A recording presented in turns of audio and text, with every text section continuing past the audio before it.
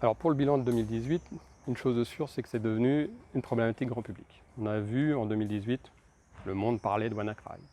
Euh, donc une problématique qui relève du grand public, qui concerne les plus grandes entreprises, avec des conséquences qui sont quand même financièrement, en tout cas pour ces entreprises, qui sont majeures.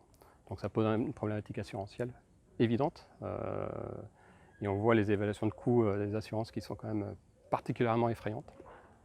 Donc pour moi, c'est un facteur particulièrement marquant de cette année 2018 et qui engendre aujourd'hui une perte de confiance des consommateurs, voire des fournisseurs dans la relation B2B, B2C.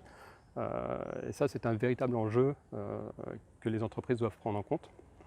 Je ne parle même pas des effets du RGPD, hein, qui ont été aussi particulièrement importants avec le dépôt d'un certain nombre de plaintes auprès de la CNIL, et qui a suivi vraiment une progression très importante en 2018. Donc voilà, ça c'est véritablement pour moi le contexte 2018-2019. On est vraiment sur ce type de changement de perception de toute la population autour de cette problématique.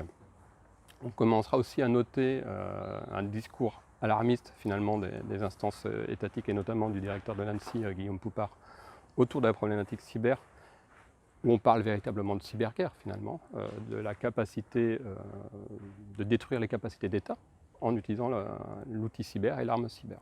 Donc on est dans un environnement très anxiogène finalement, mais il y a un mot qui marque tout ça, c'est la perte de confiance.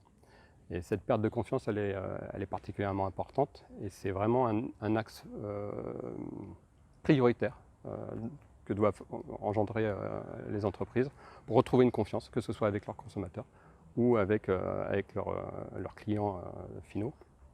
Ça ne relève pas nécessairement d'aspects techniques. C'est vraiment un sujet qui doit être pris en compte dans toute la stratégie de l'entreprise et tous les intervenants de cette entreprise. Donc on est dans